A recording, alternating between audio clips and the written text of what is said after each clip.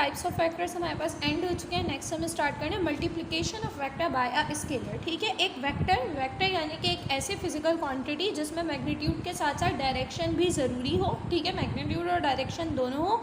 और स्केलर ऐसी physical quantity जिसमें डायरेक्शन की नीड ना हो, जिसमें जस्ट मैग्नीट्यूड और यूनिट हो। ठीक है, तो एक वेक्टर को एक स्केलर से मल्टीप्लाई कराने के क्या रूल्स हैं, किस तरह से मल्टीप्लिकेशन पॉसिबल है, वो हम इस टॉपिक में देखेंगे।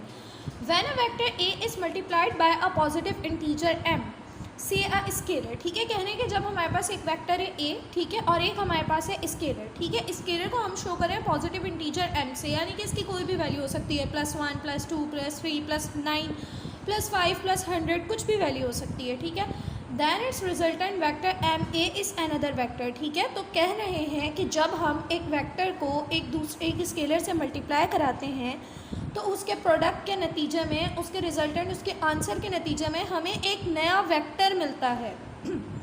ठीक है, अगर हमारा जो स्केलर है वो m है, फॉर एग्जांपल हमने m सपोज किया है, m की कोई भी वैल्यू हो सकती है, 5 6 9 100 कुछ भी, तो जो हमारा नया वेक्टर होगा वो एम ए होगा। ठीक है, ए हमारा ओरिजिनल वेक्टर है जिसको हम स्केलर m से मल्टीप्लाई करवा रहे हैं, m कोई भी वैल्यू हो सकती है, तो हमारे पास आंसर जो आएगा वो एक नया वेक्टर होगा जो कि एम ए होगा। ठीक है, जिसमें वो नंबर और ए वेक्टर दोनों चीज़ें शामिल होंगी। किस तरह आगे आप एग्जाम्पल देखेंगे तो आपको और क्लियर होगा। ठीक है, whose magnitude is m times that of vector a, यानी कि जो हमारा नया वेक्टर होगा, नए वेक्टर का जो मैग्नीट्यूड होगा वो मैग्नीट्यूड वेक्टर ए यानी कि ओरिजिनल वेक्टर से m गुना ज़्यादा होगा, m टाइम्स होगा, m टाइम्स। फॉर एग्जांपल मेरे पास एक वेक्टर है 2i, ठीक है, +3j।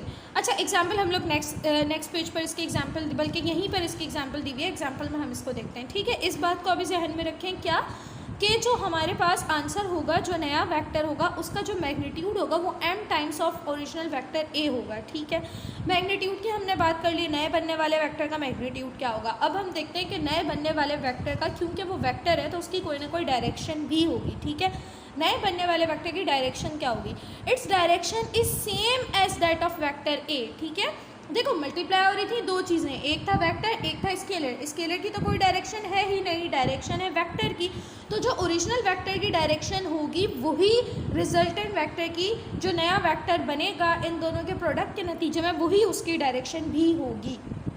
Similarly when vector A is multiplied by negative integer m, इसी तरह से अब ज़रूरी नहीं है ना कि +5 से ही मल्टीप्लाई करें हम किसी वेक्टर को, माइट पॉसिबल हम -5 से मल्टीप्लाई कर दें। ठीक है, इसी तरह अगर कोई वेक्टर ए मल्टीप्लाई करवाया जा रहा है एक नेगेटिव इंटीजर से, ठीक है, एक नेगेटिव वैल्यू से, तो फिर जो मैग्नीट्यूड होगा रिजल्टेंट वेक्टर का वो एम ए ही होगा। ठीक है, किस तरह हम आगे एग्जांपल्स में देख रहे हैं। ठीक है, और उसकी नेगेटिव साइन, जैसा कि मैंने अभी पिछले लेक्चर में भी बताया आप लोगों को, कि नेगेटिव साइन शो करता है कि direction is opposite most of the times. ठीक है, तो जो मैग्नीट्यूड होगा वो तो सेम वही होगा एम ए, जो भी एम की वैल्यू होगी वही ए से मल्टीप्लाई होगी। ठीक है, लेकिन जो नेगेटिव साइन है वो नेगेटिव साइन क्या शो करेगा, नेगेटिव साइन क्या ये शो करेगा कि डायरेक्शन ऑपोजिट होगी नए बनने वाले वेक्टर की। ठीक है, अब हम लोग देखते हैं वन बाय वन अपनी एग्जाम्पल हम देखते हैं। For example let a vector A is multiplied by number 2। हम लोगों ने एक वेक्टर ए लिया, उसको एक नंबर 2 से मल्टीप्लाई किया, यानी कि m की वैल्यू हमारे पास यहाँ पर क्या है, 2 है। ठीक है, it gives a vector 2a, तो दोनों की मल्टीप्लिकेशन के नतीजे में जो हमें नया वेक्टर मिलेगा वो हमें मिलेगा 2a, यानी कि हमारा वेक्टर a पूरा का पूरा 2 से मल्टीप्लाई हो गया। ठीक है, and shows that the magnitude of resultant is increase 2 times. ठीक है, और इससे हमें क्या पता चल रहा है कि जो ओरिजिनल वेक्टर a था उसका मैग्नीट्यूड 2 से मल्टीप्लाई होकर 2 गुना बढ़ गया है। ठीक है, कॉमन सेंस की बात है। ठीक है, इन द डायरेक्शन ऑफ, डायरेक्शन किसकी होगी, जाहिर सी बात है ये तो है स्केलर, तो डायरेक्शन सिर्फ एक ही है, वेक्टर ओरिजिनल वेक्टर ए की, तो in the direction of vector A ही होगा। ठीक है, नए वेक्टर की डायरेक्शन क्या होगी, ए वाली डायरेक्शन ही होगी। ठीक है, आगे बढ़ते हैं।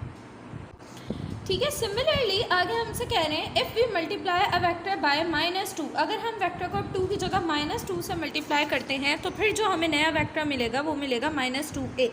अब -2a का मतलब क्या होगा, हम पीछे भी पढ़ चुके हैं। This shows that the magnitude of resultant vector is increase 2 time. इसमें भी क्या हुआ है, पीछे वाले एग्जाम्पल की तरह जब हमने 2 से वेक्टर को मल्टीप्लाई कराया था, उसी तरह जैसे वहाँ पर मैग्नीट्यूड 2 टाइम्स इंक्रीज़ हुआ था, उसी तरह यहाँ पर भी मैग्नीट्यूड वेक्टर ए का 2 गुना बढ़ रहा है।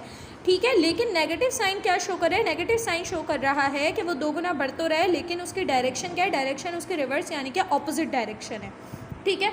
फॉर एग्जांपल ये है वेक्टर ए, इसको मैं मल्टीप्लाई करा रही हूँ एक स्केलर 2 से, तो मल्टीप्लिकेशन के नतीजे में जो मुझे नया वेक्टर मिलेगा वो मिलेगा 2a, यानी कि इसका मैग्नीट्यूड 2 गुना बढ़ गया है। ठीक है। नए वाले वेक्टर में ओरिजिनल वाले वेक्टर से 2 गुना मैग्नीट्यूड बढ़ गया है और डायरेक्शन वही है जो ओरिजिनल वेक्टर की डायरेक्शन थी। ठीक है। दोनों वेक्टर्स की डायरेक्शन बिल्कुल सेम है, जस्ट मैग्नीट्यूड बढ़ गया है। ठीक है। देख सकते हैं हम इधर लेंथ बढ़ी हुई है। ठीक है। इसी तरह अगर मैं a और -2a को कंसिडर करूं, ठीक है, एक वेक्टर था मेरे पास a, मैंने उसे -2 से मल्टीप्लाई करवाया, अगेन उसका मैग्नीट्यूड देखो 2 गुना बढ़ गया, लेंथ इंक्रीज हो गई है, अगेन उसका मैग्नीट्यूड 2 गुना बढ़ा है। लेकिन क्या हुआ है, अगर a की डायरेक्शन ऐसी थी तो -2a की डायरेक्शन ऐसी है, माइनस साइन इज रिप्रेजेंटिंग के जो है डायरेक्शन ऑपोजिट हो गई है दोनों वेक्टर्स की। ठीक है। तो यहाँ पर हमारा multiplication of vector by scalar end होता है। Addition and subtraction of vectors हम इंशाल्लाह स्टार्ट करते हैं नेक्स्ट लेक्चर में।